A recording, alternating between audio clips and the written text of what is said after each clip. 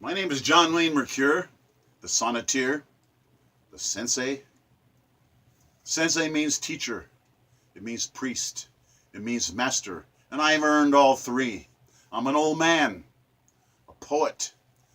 My hero is William Shakespeare, always has been since I was in junior high school.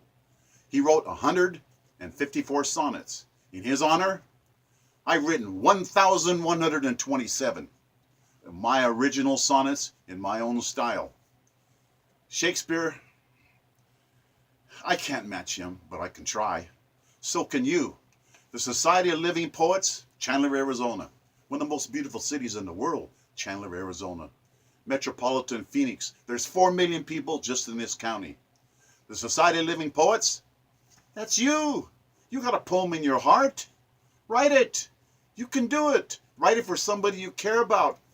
This first sonnet I'm going to read for you, sonnet number 905. It's about the love of your life, a beautiful woman, your sweetheart, your wife, okay? Somebody you really, really love. The name of this sonnet is Worship the Ground Your Goddess Walks Upon. A helpmate, a companion, a one-of-a-kind lover, a soulmate, a great beauty among women, a treasure beyond any measure, a scarlet rose among roses, your sweetheart, fragrant, loyal, a gift of fate, love incarnate, sacred flesh sent from above, love's ecstasy so pure, instantaneous enchantment, hypnotic infatuation. Your soul is stricken. Beauteous angel, melodic voice, angelic words softly spoken. The girl of your dreams, a saint sent to you from above, a lady from heaven. Swirling dizziness, joyous giddiness, so eternally smitten by love are you. Blessed to be so worthy. Ah, are you worthy? You have to earn it, you know. A goddess honoring you with her love. She's tested and found true. She's crazy about you. A romance sent to you from above. The rapture of that first, tenderest kiss. Indescribable bliss. Capturing heaven on earth. Paradise itself must be like this. Someone to come home to look forward to, so devoted to only you. Blossoming into deeper romantic bonds, love of limitless value. You have to work so hard to retain, to keep her love, hurrying home to her smile, dying for her love if need be. By this sweet princess, you are beguiled. Head over heels in splendorous love, loving her at first sight. Ahead, an absence of loneliness. Adore her with all your might. Enchantment of her perfume's fragrance. Your heart does dance. The scent of her tender flesh, warm caresses, her hypnotic trance. Just to be near her, to see her, to never fail to worship her, trusting her, idolizing her. Life itself is so much brighter. Home has become a lovely Eden just for you. Her presence, exotic fascination, awesome private intimacies, magical pleasures, marital heaven. The instant you met her, you ceased to desire other pretty girls. Only one is meant for you. There can be only one. A soulmate chosen for you so very long ago. Other lives, many incarnations, a priceless pearl is your lady. The power of love is above all things. Family sent you your angelic beauty. You can be happy with thousands. Yet there's only one soulmate. True destiny of eternal love. Your one and only ecstasy incarnate. You know this in your heart to be true. Your karmic fate. Are you worthy? That's the question. John Wayne Mercure, the Sonneteer. Copyright January the 29th, 2010. This next sonnet has to do more of the same. Commitment with someone you truly love, someone you adore, someone you're worthy of. It's sonnet number 1051. The name of the sonnet, Heavenly Ecstatic Happiness. There's a writer, I like him. His name is Guy de Maupassant. Fabulous short story writer. The dates of his life, 1850 to 1893. He was only 42 when he died, but he wrote a lot. Marvelous master of over 300 great short stories. Stories so true. He writes about happiness. A short story about a couple. The girl, Suzanne de Serment, a French rich lady, a noble lady, glamorous Suzanne, privileged, high class, French nobility. Falling head over heels in love was she, madly in love with a French hussar, a French soldier.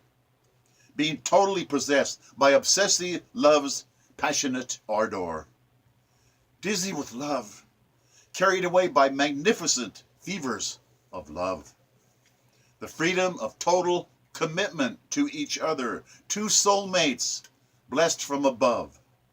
To be bitten by Cupid, smitten through and through, arrows to two hearts. It is said, you can be happy with thousands, yet there's only one true soulmate. Lovely Suzanne gave up all her riches, all her high station, and she did depart. She ran away with her soldier, seeing heaven in her soldier's eyes. Paradise was her chosen fate. In the Tao Te Ching, it says, if you can be satisfied with little, just a little bit, you are indeed rich if you just have love. Love is everything. Hot fires of love. No need for material things. You're bewitched. Bewitched by goodness, happiness, ecstasy, intimate raptures. Fabulous.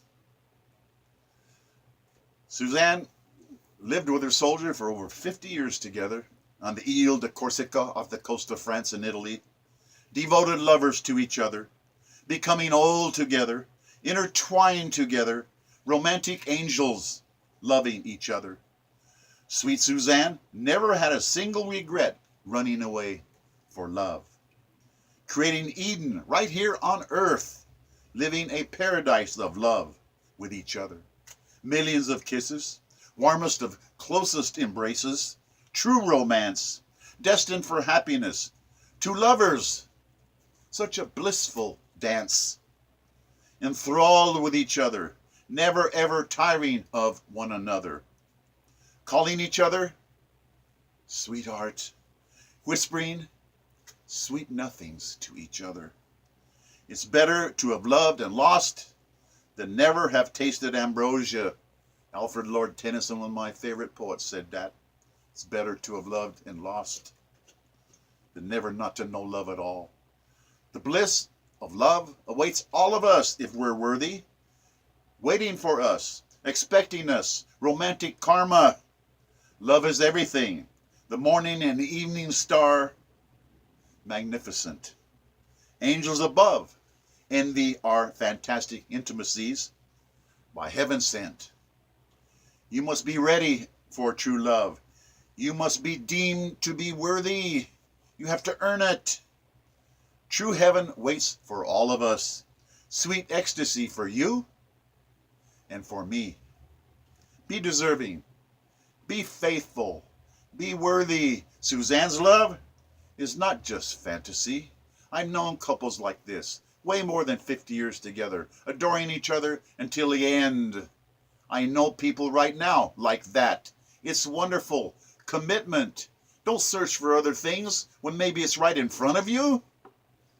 This sonnet John Wayne Mercure, copyright December the 12th, 2016. This next sonnet to me is kind of grim.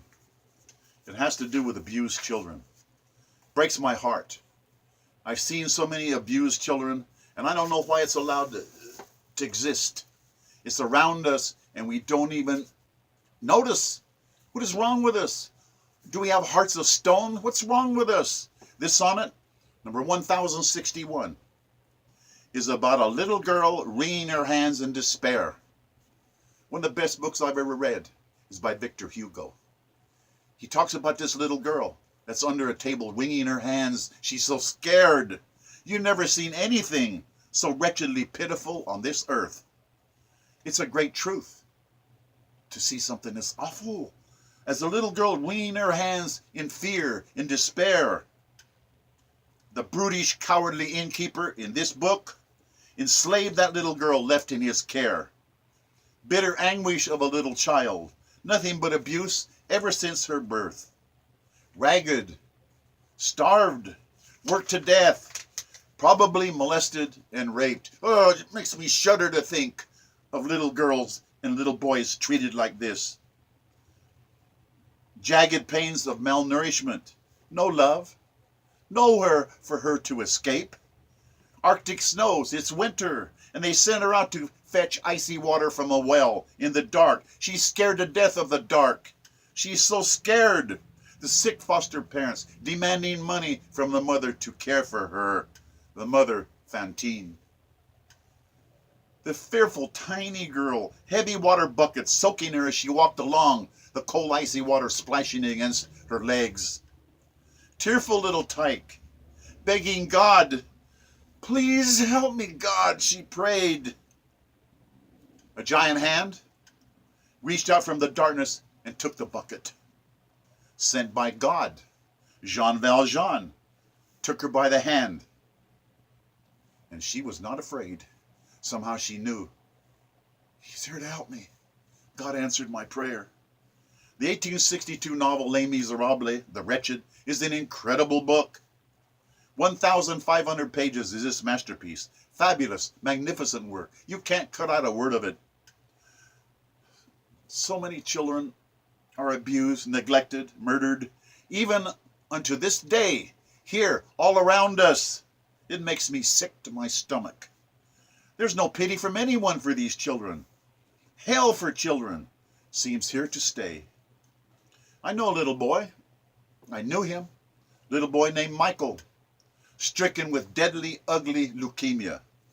Angel of a little boy, angel of a child, hooked up to tubes, oxygen, a deathbed drama. No money for adequate therapy, hideous death, family heartbroken. So contribute to Shriners St. Jude hospitals.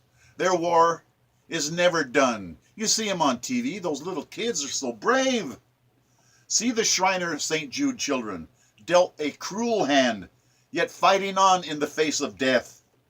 How beautiful they are. How brave they are under the gun facing death. Where's Jean Valjean's helping hand? Shriners St. Jude can't do it alone. Are we not our brother's keepers? Are our hearts made of stone? Sensei, that's me, the teacher, knows of a foster child. I know this little girl, 9 months old, tied to her crib. Pray for her. Bruises all over her wrists, her ankles where she was tied up, urine-soaked bed, matted hair, starved, skinny, crying herself to sleep nightly. The dead souls of the foster parents taking a check from the state and abusing that little girl. Well, she was rescued, this infant was. By who? 2 wonderful saints. I know these 2 people. I adore them. They're my heroes. They rescued this little girl. They took her on the spot. They burst into tears. They did something about it. In the Bible, in Scripture, it's written, you cause a little child to stumble and fall. That's earning a curse on your immortal soul. Your soul has been sold by yourself to devils. You're cursed forever. a millstone around your neck. It's better you've been drowned in the ocean. It's better you were never born, because you will be burning in hot hell for what you did to an innocent little child. John Wayne Mercure, the Sonneteer. Copyright on this sonnet, January the 12th, 2017. What I'm telling you is, look, the Society of Living Poets means you got poetry in your heart. It's not as hard as you think. Sit down and do it. Write for your sweetheart, your spouse, your wife, your husband, your children, your grandchildren. Say it. You owe it to them. And you're going to say, well, I can't do that. I can't. Yes, you can. What you're really saying is you won't. Sit down and write from your heart. It'll pour out of you so fast you can't write it down fast enough. You owe it to the people you love. God bless us, everyone. John Wayne Mercure, the Sonneteer. Fini.